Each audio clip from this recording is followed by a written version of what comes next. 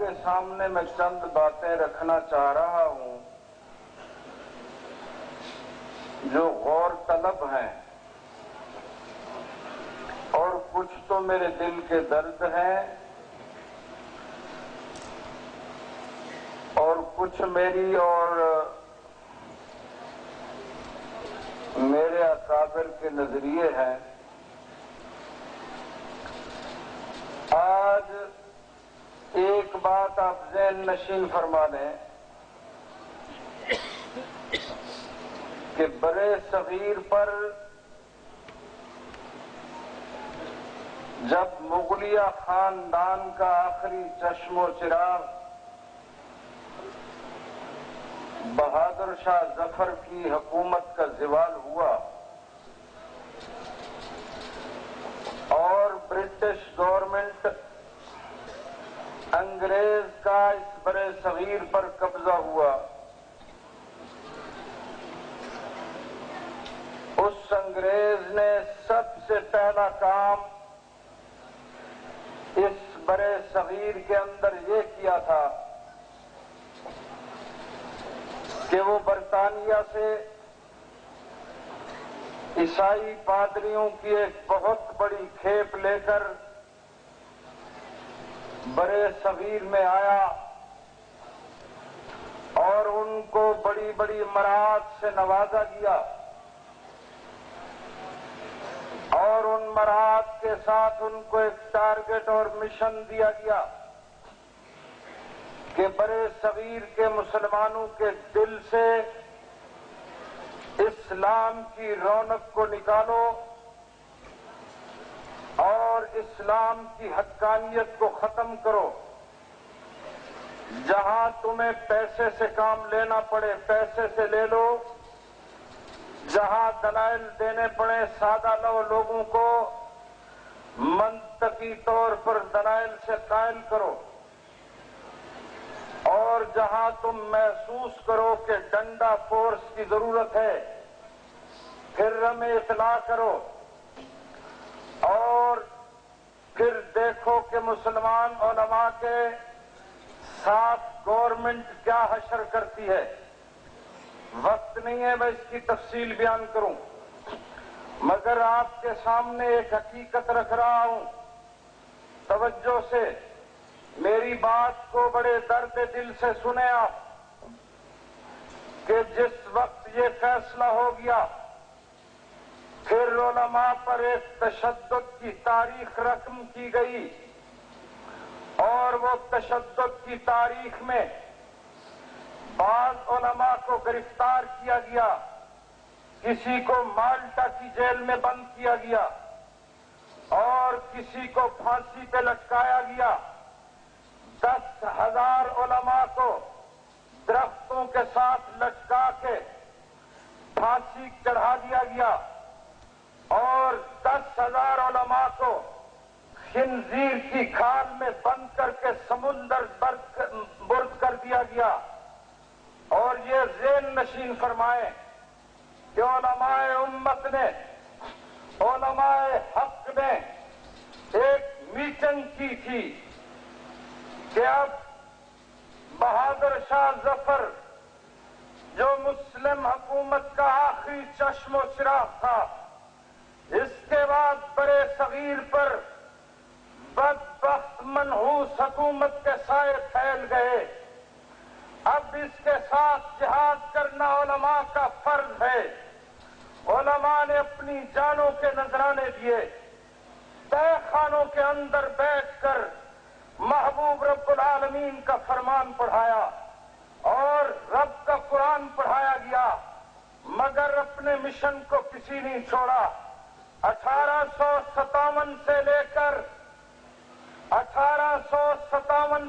کر 1947 تک انگریز کے خلاف علماء حق نے جہاد کیا اور قربانیاں دیں۔ آپ یہ ذہن نشین فرمائیں کہ علماء حق نے جو کردار بھی ادا کیا ہے، میں اس منبر پہ کھڑا ہو کے بڑی ذمہ داری سے یہ بات کہتا ہوں कसम है रब अकबर की कि ये बड़े सगीर के मुसलमानों में इस वक्त जितना ईमान की कैफियत मौजूद है, जितना मुसलमानों में इस्लाम की रौनक मौजूद है, कसम है रब अकबर की, ये उलमाए हक के कारनामे थे। अगर वो कुर्बानियां न देते तो आज बड़े सगीर में इस्लाम न होता। नाराए तकबीर, उलमाए हक, उलमाए देवबंद, नाराए तकबीर। और फिर एक अंग्रेज की साजिश चली। मैं इसकी शायद लंबी तफसील में तो न जाऊं, मगर बड़े दलाइल रखता हूं। सिर्फ मुख्तसर आपको ये बात बता दूं कि दीनी मदारस के मुकाबले में लॉर्ड मैकाले ने, उसे लॉर्ड मैकाला कहूं या लॉर्ड मुंह काला कहूं, कि उसने एक नजरिया पेश किया था कि दीनी मदारस जहां कुरान पढ़ाया जा रहा है और पैगंबर आजम की हदीस पढ़ाई जा रही है, इसके मुकाबले में एक नजरिया पेश किया और एक तर्ज तालीम, निसाब तालीम वज़ा किया गया। उस निसाब तालीम का बुनियादी मकसद ये था कि रंग और नस्ल के एतबार से बड़े सगीर के लोग चाहे काले हों, चाहे वो सुर्ख हों, मगर उनके दिलो दिमाग अंग्रेज के दिलो दिमाग से मिलते हों। ये बात से नशीन फरमाए कि उस लॉर्ड मैकाले के उस मिशन को फिर सर अहमद खान के जरिए अलीगढ़ यूनिवर्सिटी बनाने के साथ पूरा करने की कोशिश की गई थी। हजरत मौलाना अशरफ अली थानवी रहमतुल्लाह ताला अलैह फरमाते हैं कि जब अलीगढ़ यूनिवर्सिटी बन गई तो उलमाए देवबंद के पास एक वफद आया जो सर अहमद खान की तरफ से आया था। उस वफद ने आके हजरत मौलाना रशीद अहमद गंगोही रहमतुल्लाह ताला अलैह से एक बात रखी। वो बात ये थी कि हम अंग्रेज की वज़ाकता अपना के, उसके तालीम और तर्ज को अपना के उसका मुकाबला करना चाहते हैं। आप दीनी मदारिस में बैठ के सिर्फ कुरान पढ़ा रहे हैं, सिर्फ हदीस पढ़ा रहे हैं। आप हमारा साथ दें और साथ देकर इस यूनिवर्सिटी और कॉलेज की तालीम के साथ मुमदद और मोमिन साबित हूं। हजरत मौलाना रशीद अहमद गंगोही रहमतुल्लाह ताला अलैह फरमाते हैं, भाई इसके मुताल्लिक मैं फैसला नहीं कर सकता। मौलाना कासिम नानोतवी, कासिमुल खैरात के पास जाओ, अगर वो मसला हल कर दे, उसके पास जो भी फैसला होगा हम उसका साथ देंगे। मुख्तसर वो वफद हजरत मौलाना कासिम नानोतवी रहमहुल्लाह के पास किया, अपना मुद्दा रखा। हजरत मौलाना कासिम नानोतवी ने जो जवाब दिया, हजरत मौलाना अशरफ अली थानवी रहमतुल्लाह ताला अलैह फरमाते हैं, ये उन्हीं का गर्व था, उन्हीं की वो दुनिया थी, वो गौहरे नायाब था। जो उसने जवाब दिया वो वैसा जवाब कोई और नहीं दे सकता था। जब उन्होंने उनके सामने मुद्दा रखा, हजरत मौलाना कासिम नानोतवी ने फरमाया, देखो भाई, तीन उसूल हैं, एक है खुलूस का होना और एक है खुलूस के साथ अक्ल का होना, एक है सिर्फ खुलूस हो अक्ल न हो, एक है कि अक्ल हो और खुलूस न हो। दूसरी तीसरी बात यह है अक्ल भी हो खुलूस भी हो।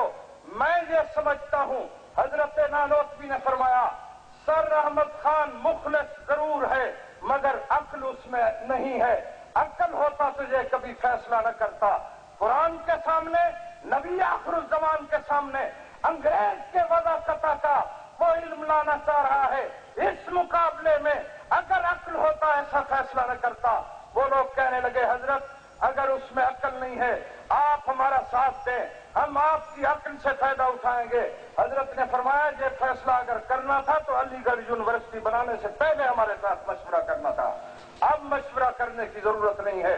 ہم جس مسلک پہ بیٹھے ہیں, جس کام پہ لگے ہوئے ہیں, قسم ہے رب اکبر کی, یہی کام کرتے رہیں گے اور اسی کام میں ہم اپنی دین اور دنیا کی فلاح سمجھتے ہیں, آخرت کی فلاح سمجھتے ہیں. ہمیں ایسے آدمی نہیں چاہیے جو انگریز کے پٹھو بن جائیں, انگریز کے غلام بن جائیں, انگریز کی حکومت کریں. اور میں عظمتوں کو سلام پیش کرتا ہوں, علماء دیوبند کی عظمتوں کو.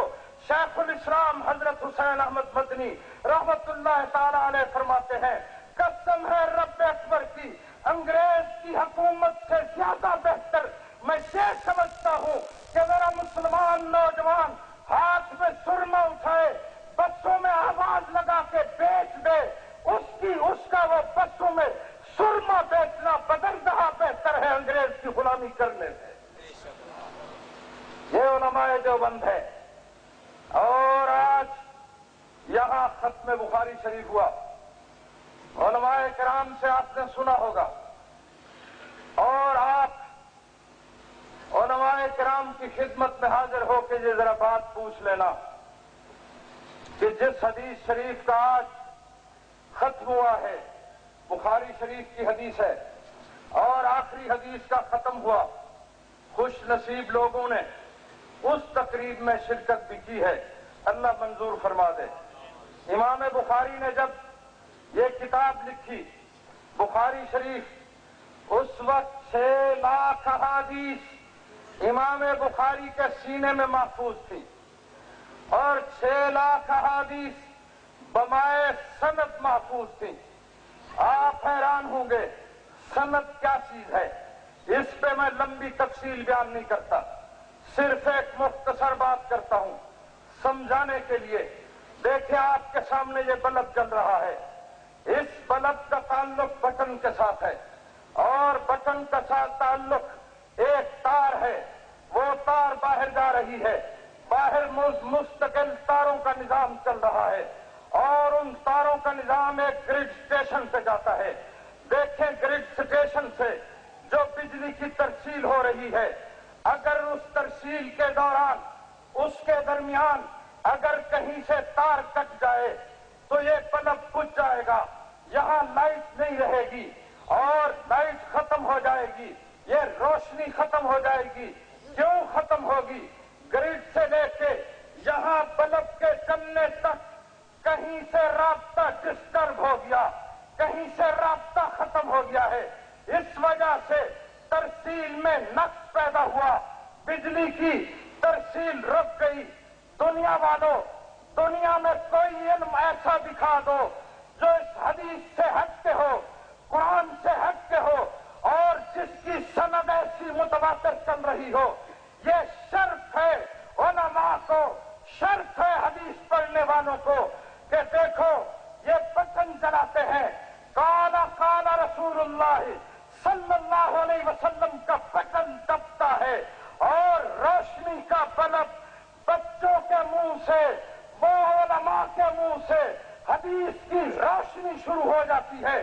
اس کی سند ایسی متواتر ہے, اوپر تک جاتی ہے, کہیں اس کا ڈسٹرب ہونا ثابت نہیں ہوتا, کہیں تار نہیں کٹتی.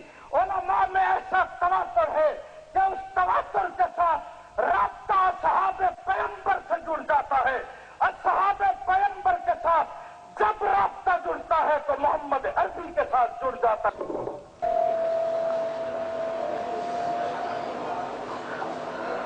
نحمده ونصلي على رسوله الكريم. اما بعد, جناب صدر, معزز شرفائے ملت, بزرگوں, دوستوں اور عزیزوں,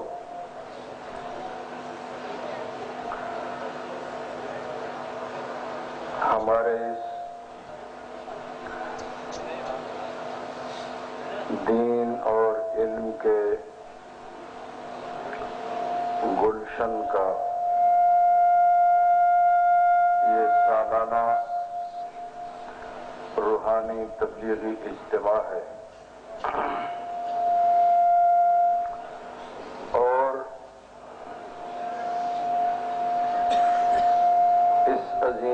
اجتماع کے اس روح پرور منظر میں میں کچھ مختصر سی باتیں عرض کروں گا. یار اس کو درست کر. گزارش یہ ہے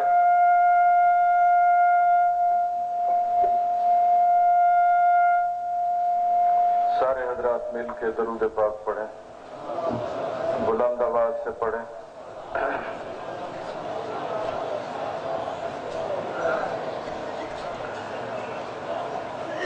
میں اس روح پرور منظر اور اجتماع کی سعادتوں سے اپنے قلب کو بھی ضیاء دینے کے لیے آیا ہوں.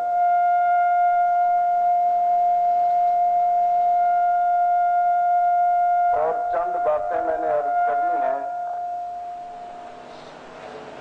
یار اس کو کچھ سلو کر دے بس.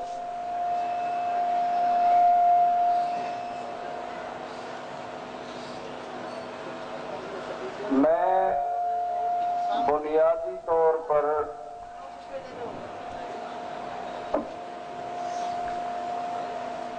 آج کی ختم بخاری کی تقریب جو ہوئی ہے اور جن خوش بخت بیویوں نے ختم بخاری کا اعزاز حاصل کیا ہے, ان کو مبارکباد دینے کے ساتھ ساتھ ان خوش نصیب و خوش بخت والدین کو بھی مبارکباد دیتا ہوں کہ جن کی بچیوں کو اللہ نے اس اعزاز و کرم سے نوازا ہے. دوستو,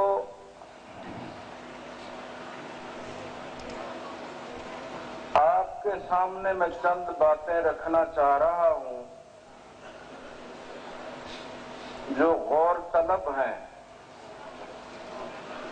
اور کچھ تو میرے دل کے درد ہیں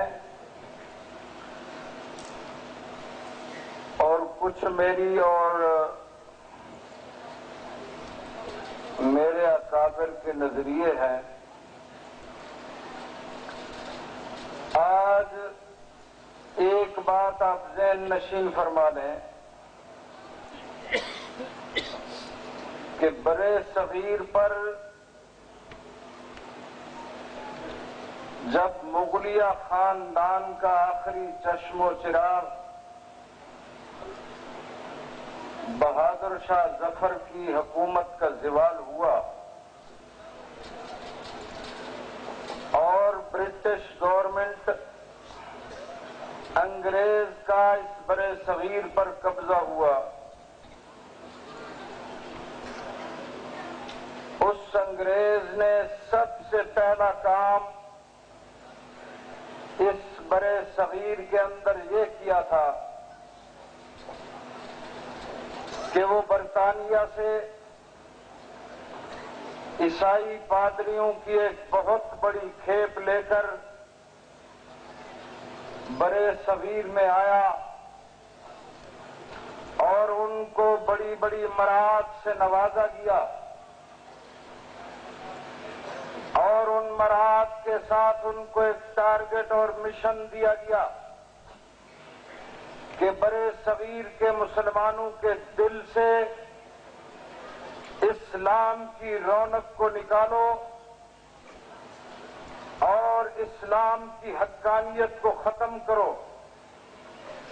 جہاں تمہیں پیسے سے کام لینا پڑے پیسے سے لے لو, جہاں دلائل دینے پڑے سادہ لوگوں کو منطقی طور پر دلائل سے قائل کرو,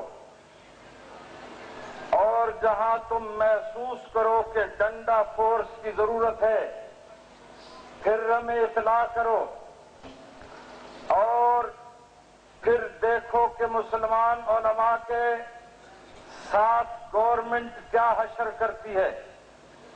وقت نہیں ہے میں اس کی تفصیل بیان کروں.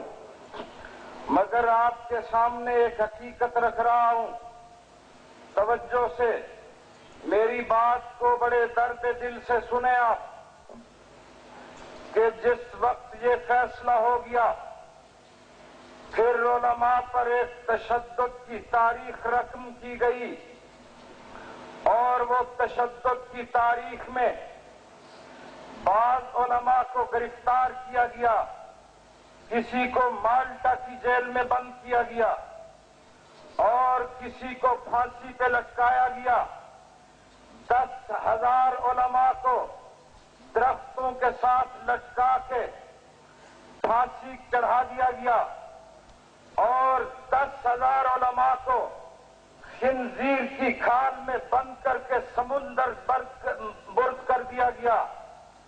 اور یہ ذہن نشین فرمائیں کہ علماء امت نے، علماء حق نے ایک میٹنگ کی تھی کہ اب بہادر شاہ ظفر جو مسلم حکومت کا آخری چشم و چراغ تھا، اس کے بعد برے صغیر پر بدبخت منحوس حکومت کے سائے پھیل گئے، اب اس کے ساتھ جہاد کرنا علماء کا فرض ہے۔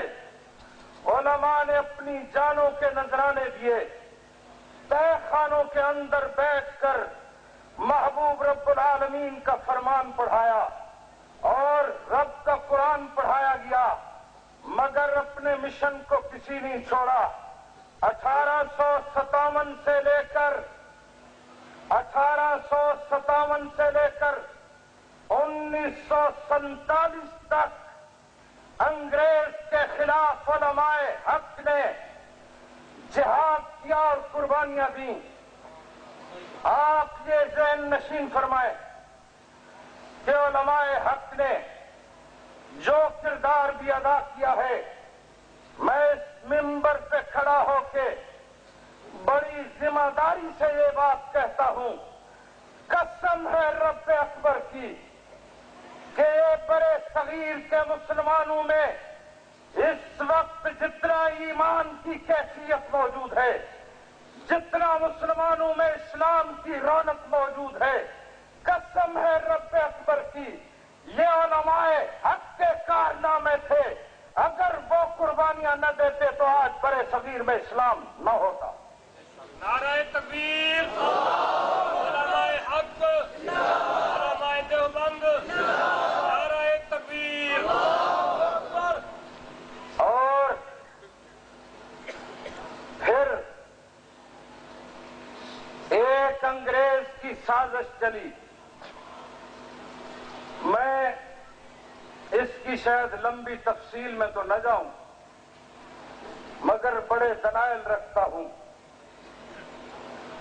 صرف مختصر آپ کو یہ بات بتا دوں کہ دینی مدارس کے مقابلے میں لارڈ میں کالے نے، اسے لارڈ میں کالا کہوں یا لارڈ منہ کالا کہوں، کہ اس نے ایک نظریہ پیش کیا تھا کہ دینی مدارس جہاں قرآن پڑھایا جا رہا ہے اور پیغمبر اعظم کی حدیث پڑھائی جا رہی ہے، اس کے مقابلے میں ایک نظریہ پیش کیا اور ایک طرز تعلیم، نصاب تعلیم وضع کیا گیا۔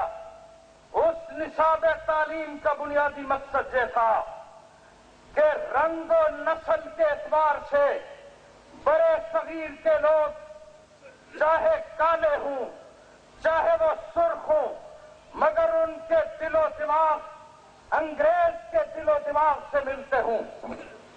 یہ بات ذہن نشین فرمائیں کہ اس لارڈ میں کالے کے اس مشن کو پھر سر احمد خان کے ذریعے علی گڑھ یونیورسٹی بنانے کے ساتھ پورا کرنے کی کوشش کی گئی تھی۔ حضرت مولانا اشرف علی تھانوی رحمت اللہ تعالی علیہ فرماتے ہیں کہ جب علی گڑھ یونیورسٹی بن گئی تو علماء دیوبند کے پاس ایک وفد آیا جو سر احمد خان کی طرف سے آیا تھا۔ اس وفد نے آ کے حضرت مولانا رشید احمد گنگوہی رحمت اللہ تعالی علیہ سے ایک بات رکھی، وہ بات یہ تھی کہ ہم انگریز کی وضاحت اپنا کے، اس کے تعلیم اور طرز کو اپنا کے اس کا مقابلہ کرنا چاہتے ہیں۔ آپ دینی مدارس میں بیٹھ کے صرف قرآن پڑھا رہے ہیں، صرف حدیث پڑھا رہے ہیں۔ آپ ہمارا ساتھ دیں اور ساتھ دے کر اس یونیورسٹی اور کالج کی تعلیم کے ساتھ ممدد و معاون ثابت ہوں۔ حضرت مولانا رشید احمد گنگوہی رحمت اللہ تعالی علیہ فرماتے ہیں، بھائی اس کے متعلق میں فیصلہ نہیں کر سکتا، مولانا قاسم نانوتوی قاسم الخیرات کے پاس جاؤ، اگر وہ مسئلہ حل کر دے، اس کے پاس جو بھی فیصلہ ہوگا ہم اس کا ساتھ دیں گے۔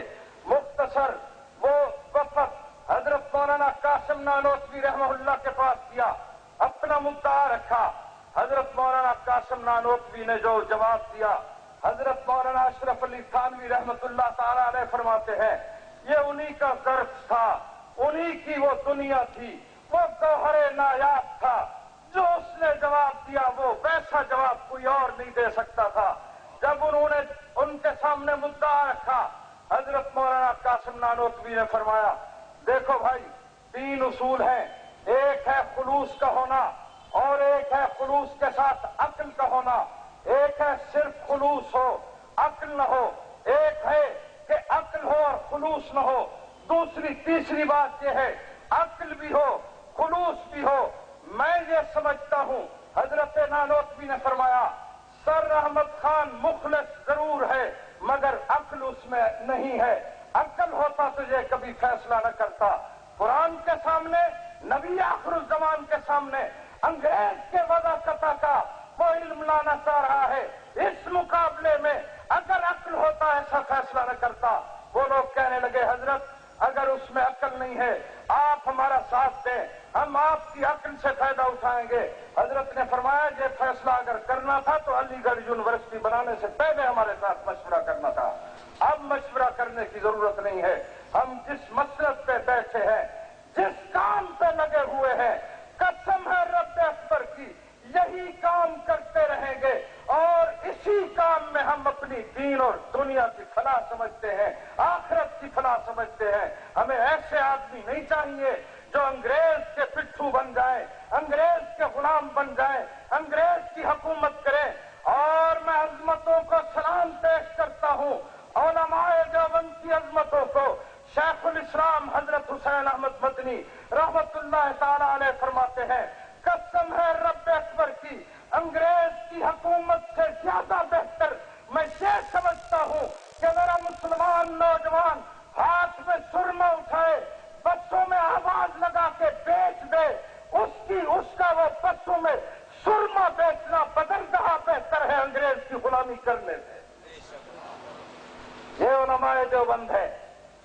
اور آج یہاں ختم بخاری شریف ہوا، علماء کرام سے آپ نے سنا ہوگا، اور آپ علماء کرام کی خدمت میں حاضر ہو کے یہ ذرا بات پوچھ لینا کہ جس حدیث شریف کا آج ختم ہوا ہے، بخاری شریف کی حدیث ہے، اور آخری حدیث کا ختم ہوا، خوش نصیب لوگوں نے اس تقریب میں شرکت بھی کی ہے، اللہ منظور فرما دے۔ امام بخاری نے جب یہ کتاب لکھی بخاری شریف، اس وقت 6 لاکھ احادیث امام بخاری کے سینے میں محفوظ تھی، اور 6 لاکھ احادیث بمائے سند محفوظ تھی۔ آپ حیران ہوں گے سند کیا چیز ہے، اس پہ میں لمبی تفصیل بیان نہیں کرتا، صرف ایک مختصر بات کرتا ہوں سمجھانے کے لیے۔ دیکھیں آپ کے سامنے یہ بلب جل رہا ہے، اس بلب کا تعلق بٹن کے ساتھ ہے، اور بٹن کا ساتھ تعلق ایک تار ہے، وہ تار باہر جا رہی ہے، باہر مستقل تاروں کا نظام چل رہا ہے، اور ان تاروں کا نظام ایک گرڈ اسٹیشن سے جاتا ہے۔ دیکھیں گرڈ اسٹیشن سے جو بجلی کی ترسیل ہو رہی ہے، اگر اس ترسیل کے دوران اس کے درمیان اگر کہیں سے تار کٹ جائے تو یہ بلب بجھ جائے گا، یہاں لائٹ نہیں رہے گی، گی، یہ روشنی ختم ہو جائے گی۔ کیوں ختم ہوگی؟ گرڈ سے لے کے یہاں بلب کے جلنے تک کہیں سے رابطہ ڈسٹرب ہو گیا، کہیں سے رابطہ ختم ہو گیا ہے۔ اس وجہ سے ترسیل میں نقص پیدا ہوا، بجلی کی ترسیل رک گئی۔ دنیا والوں، دنیا میں کوئی علم ایسا دکھا دو جو اس حدیث سے ہٹ کے ہو، قرآن سے ہٹ کے ہو، اور جس کی سند ایسی متواتر چل رہی ہو۔ یہ شرف ہے علماء کو، شرف ہے حدیث پڑھنے والوں کو کہ دیکھو یہ بٹن جلاتے ہیں، کالا کالا رسول اللہ صلی اللہ علیہ وسلم کا بٹن دبتا ہے، اور روشنی کا بلب بچوں کے منہ سے، وہ علماء کے منہ سے حدیث کی روشنی شروع ہو جاتی ہے۔ اس کی سند ایسی متواتر ہے، اوپر تک جاتی ہے، کہیں اس کا ڈسٹرب ہونا ثابت نہیں ہوتا، کہیں تار نہیں کٹتی۔ علماء میں ایسا تواتر ہے کہ اس تواتر کے ساتھ رابطہ اصحاب پیغمبر سے جڑ جاتا ہے۔ اصحاب شیعت کا ایک شور و غوغا تھا، شیعہ مولوی زبان درازیاں کر رہا تھا، اور کسی طرف سے بھی ان کو لگام نہیں چڑھائی جا رہی تھی۔ مولانا محمد علی جالندھری تڑپ گیا اور توسا شریف کی اس سرزمین پہ آیا، حضرت لکھنوی کے حکم پہ آیا، یہاں بوہر کے قریب آ کے ڈیرا لگایا۔ روز کو ہی کا یہ نالا چل رہا تھا، سنگر والا نالا۔ 6 دن انتظار کرنے کے بعد یہاں پہنچا، اور یہاں آ کے میرے والد گرامی علامہ عبدالستار کانسٹی کے سامنے اسماعیل گوجری جو صحابہ ثلاثہ پر تبرع کر رہا تھا، سیدہ صدیق اکبر کی خلافت پہ چیلنج کر رہا تھا، نسب رسول پہ حملے کر رہا تھا، آ کے مدعا رکھا۔ والد گرامی نے فرمایا، او میرے شیخ، میرے مربی حضرت لکھنوی نے مجھے سبق دیا ہے، آپ میدان مناظرہ سجائے، پھر دیکھیں صدیق کا غلام اس راستی کو لوہے کی کیسی لگام چڑھاتا ہے، یہ میدان بتائے گا، میدان سجا کے تو دیکھ۔ اللہ اکبر۔ پھر باقر سرگانے کے میدان پہ مناظرہ ہوا، سرگودا شہر میں مناظرہ ہوا۔ یہ مختصر سی ایک بات کر کے بات کو ختم کرتا ہوں کہ سرگودا میں جب مناظرہ ہو رہا تھا، نعرہ تکبیر،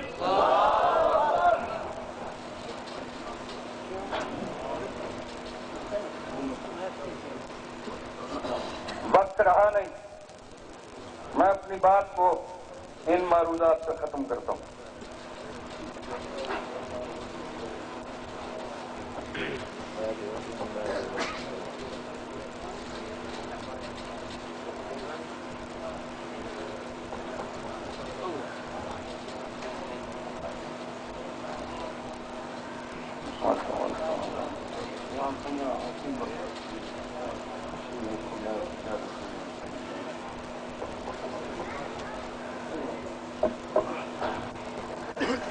اب میں اپنے آنے والے علماء زعماء کرام کے لیے اپنا وقت انہی کے لیے ہی چھوڑتا ہوں۔ یہ میری جماعت تحریک تنظیم اہل سنت پاکستان اور اس جامعہ عثمانیہ مسجد قباء کے عظیم سالانہ اجتماع کی وساطت سے میں گورنمنٹ سے چند قراردادیں ہیں جو آپ کی تائید کے ساتھ پیش کرنا چاہ رہا ہوں۔ آپ امید ہے کہ ہمارے ان جائز مطالبات اور ان قراردادوں کی تائید فرمائیں گے۔ آج مورخہ 8 جون 2012 سالانہ عظیم الشان اجتماع میں حکومت پاکستان سے یہ چند قراردادیں ہیں پیش کی جاتی ہیں۔ پہلی قرارداد وطن عزیز پاکستان جس کو لا الہ الا اللہ کے نام پر حاصل کیا گیا، اس میں نظام اسلام بطرز خلافت راشدہ نافذ کر کے شہیدان اسلام اور شہیدان پاکستان کو سلام عقیدت پیش کرنے کے ساتھ ساتھ نعرہ لا الہ سے وفا کی جائے۔ آپ تائید کرتے ہیں؟ ماشاءاللہ۔ اور دوسرا مطالبہ ہمارا کہ گورنمنٹ آف پاکستان اپنی خارجہ پالیسی کو نظریہ پاکستان میں ڈھالے اور خصوصاً نیٹو سپلائی کو بند رکھا جائے اور اس نیٹو سپلائی کے معاملے میں جرت کا مظاہرہ کیا جائے۔ آپ تائید کرتے ہیں؟ تیسرا مطالبہ ہے میرے شہر توسا شریف کا کہ توسا شریف شہر کے قبرستان کی اراضی، آپ یہ بات پہلے ذہن نشین فرمائیں کہ قبرستان کی اراضی اہل اسلام کے لیے وقف شدہ ہے۔ یہ اہل اسلام کے لیے ہے، کسی ایک جماعت کے لیے وقف نہیں ہے، کسی ایک فرقے کے لیے وقف نہیں ہے۔ میری ان باتوں پہ میں آپ کی وساطت سے گورنمنٹ کی خصوصی توجہ دلانا چاہتا ہوں کہ یہ میری ذات کا مسئلہ نہیں ہے اور میری جماعت تنظیم اہل سنت کا مسئلہ نہیں ہے۔ یہ مسئلہ صرف اس مسجد و مدرسے کے ساتھ متعلق نہیں ہے، یہ اہل اسلام کے ساتھ ہے۔ تمام مسلمانوں کی طرف سے میں اس اجتماعی مسئلے پر گورنمنٹ کی توجہ دلانا چاہتا ہوں کہ قبرستان کی وقف شدہ اراضی پر ایک مخصوص فرقے کے چند غنڈہ طبیعت لوگوں نے قبضہ کر رکھا ہے، اس قبضے کو باگزار کرایا جائے اور وقف شدہ اراضی کا تحفظ مستقل کیا جائے، باؤنڈری وال دی جائے، چار دیواری اس کی بنائی جائے اور جو قابضین ہیں اس وقت ناجائز جنہوں نے قبضہ کر رکھا ہے ان کے خلاف قرار باقی کارروائی کی جائے اور انہیں قرار باقی سزا دی جائے۔ آپ اس کے ساتھ تائید کرتے ہیں نہیں کرتے؟ جو تائید کرتے ہاتھ کھڑا کریں۔ اور اس کے ساتھ یہ بھی میرا اجتماعی مسئلہ، اس اجتماعی مسئلے میں کسی ایک جماعت کا مسئلہ نہیں ہے، میرے اپنے گھر کا مسئلہ نہیں ہے، میری جماعت کا مسئلہ نہیں ہے۔ یہ چوک نظامیہ نیز سٹی تھانہ، یہ سٹی تھانہ کے قریب ایک چوک نظامیہ ہے، اس چوک نظامیہ پہ اہل تشیع کے افراد نے کچھ اراضی پہ اس چوک پہ قبضہ کر رکھا ہے، اس چوک کا قبضہ باگزار کرایا جائے۔ گورنمنٹ ہمارے ان مطالبات پہ توجہ کرے۔ اور آپ کو ایک بات بھی یہاں اس بڑے مجمع میں، اس بڑے عظیم اجتماع میں آج واضح کرتا جاؤں، گزشتہ سال ڈیرہ غازی خان شہر میں ڈی پی او ڈیرہ غازی خان کی میزبانی میں ایک امن کمیٹی کا اجلاس ہوا۔ اس امن کمیٹی کے اجلاس میں یہاں توسا شریف کے معزز شرفاء بھی تھے، جس میں میرے برادر محترم مولانا صاحبزادہ عبداللطیف توسوی بھی تھے اور یہ فقیر عمر فاروق توسوی بھی اس میٹنگ میں تھا۔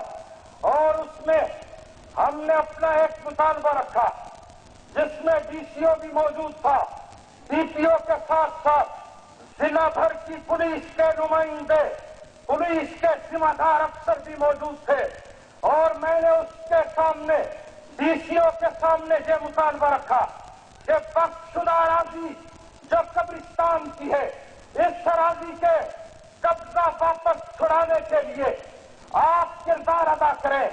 میں نے اس فورم پہ، جس فورم پہ ذمہ دار ارباب اقتدار موجود تھے، میں نے جرت سے بات کی، اور چونکہ ڈی سی او ڈیرہ غازی خان ایک متعصب لازمی ہے، اور اس مطابقت کی وجہ سے یہ مسائل الجھے ہوئے ہیں۔ میں نے ڈی سی او صاحب سے کہا، ڈی سی او صاحب کو خدا آپ جانبدار ہیں، اور آپ کی جانبداری کی وجہ سے یہ مسائل رکے ہوئے ہیں۔ آج آپ تعصب کی عینک اتار دیں اور جانبداری چھوڑ دیں۔ جس منصب پہ آپ بیٹھے ہیں، کس فرقے سے تمہارا تعلق ہے، مجھے اس کے ساتھ کوئی سروکار نہیں ہے، مگر عدل و انصاف تیرے اندر ہونا چاہیے۔ اگر تو انصاف کرے گا، تیرے انصاف کے سامنے میں تیرا ادب کروں گا۔ اگر انصاف نہیں کرے گا، قسم ہے رب اکبر کی، توسیع مر سکتا ہے، اعتراض نہیں کر سکتا۔ اور میں نے اس وقت ان کے سامنے یہ مسائل رکھے، اور اس کے بعد آج تک وہ ڈی سی او صاحب وہی جانبداری اور تعصب کا مظاہرہ کر رہا ہے۔ میں آج آپ کی وساطت سے، آپ کی تائید سے ارباب اقتدار تک یہ بات دوبارہ دینا چاہتا ہوں کہ خدا را آل اسلام کے اجتماعی مسائل پہ نظر ڈالی جائے۔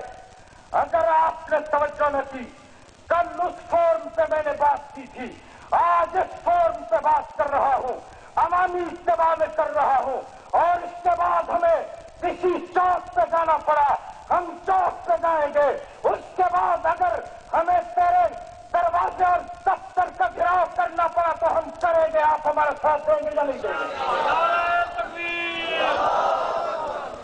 ہماری ان باتوں پہ توجہ کی جائے، ہماری شرافت کو ہماری کمزوری نہ سمجھا جائے، خدا کے لیے ہماری کمزوری نہ سمجھا جائے۔ قسم ہے رب اکبر کی، ہم وہ لوگ ہیں، ہمارے اندر وہ خون دوڑ رہا ہے جس خون میں غیرت بھی ہے، جس خون میں جرأت بھی ہے۔ یہ غیرت مند خون کبھی دب نہیں سکتا۔ آپ ہمارا ساتھ دیں گے نہیں دیں گے؟ اور اس کے ساتھ ایک بڑا مسئلہ جو کہ پاکستان اور پاکستان کے مستقبل سے وابستہ ہے، نہایت حساس مسئلہ، اور جس حساس مسئلے کا تعلق میرے ایمانیات کی دنیا سے ہے، صرف میرے ایمانیات کی دنیا سے نہیں، میرے ان اکابر کی ایمانیات کی دنیا سے ہے، اور اس مسئلے پہ کبھی کوئی مصلحت نہیں ہو سکتی۔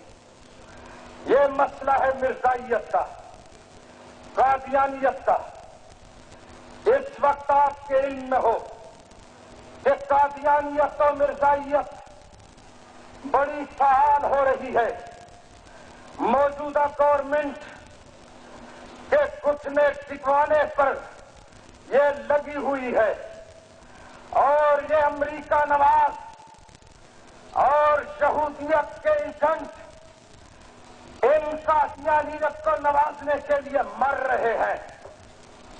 اب الیکشن آنے والا ہے، اس الیکشن کے لیے انتخابی فہرستیں بن رہی ہیں، اور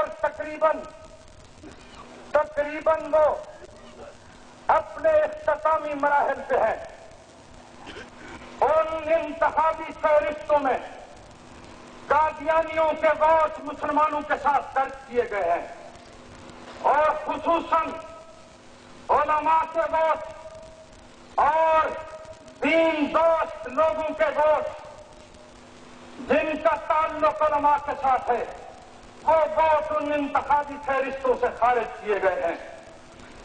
آپ میرا مسئلہ سمجھیں، ایک مسئلہ ہے ختم نبوت کا، ایک مسئلہ ہے ناموس رسالت کا۔ میرا ایمان ہے، اور میں ببانگے پہل کہتا ہوں، اور اپنا فریضہ سمجھ کے کہتا ہوں، قسم ہے رب اکبر کی، اس ایمانیات کی دنیا سے کہتا ہوں، تحفظ ناموس رسالت کے لیے، تحفظ ختم نبوت کے لیے اگر میری جان جائے گی، میں جان دینے کو تیار ہوں۔ میری جان ایک طرف میرے رب نے مجھے 2 صاحبزادے 2 بیٹے عطا کیے ہیں. قسم ہے رب اکبر کی، ناموس رسالت پہ میں اپنے 2 بیٹوں کو پال دوں اور یہ بھی چلے جائے میں بھی چلا جاؤں. قسم ہے رب اکبر کی، میرا رب قربانی منظور کر دے تو سودا یہ مہنگا نہیں ہے، سستا ہے. نعرہ تکبیر، علماء دیوبند، نعرہ تکبیر. اور میں اسی جذبے کے ساتھ آپ کی تائید کے ساتھ یہ گورنمنٹ سے مطالبہ کرتا ہوں کہ ان قادیانیوں کو ملک کے اداروں سے جس بھی کلیدی آسامی پہ یہ بدبخت تم نے فائز کر رکھے ہیں ان کو ہٹایا جائے. ہمارا مطالبہ ہے انہیں ہٹایا جائے اور اس کے ساتھ ساتھ قادیانیوں کے نام خارج کیے جائیں. علماء دشمنی مول نہ لی جائے. یہ ختم نبوت کا مسئلہ ہے، یہ ناموس رسالت کا مسئلہ ہے، یہ دشمن نبی ہے، دشمن پیغمبر ہے. قسم ہے رب اکبر کی، ہم انہیں کبھی بھی کسی صورت برداشت نہیں کر سکتے.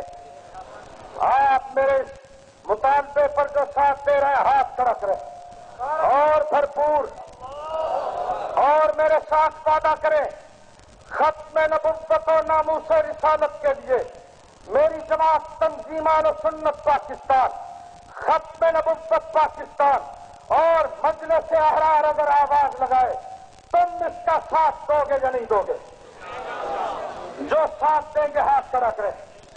تمہیں شہر توسا میں بلایا جائے تم ساتھ دو گے؟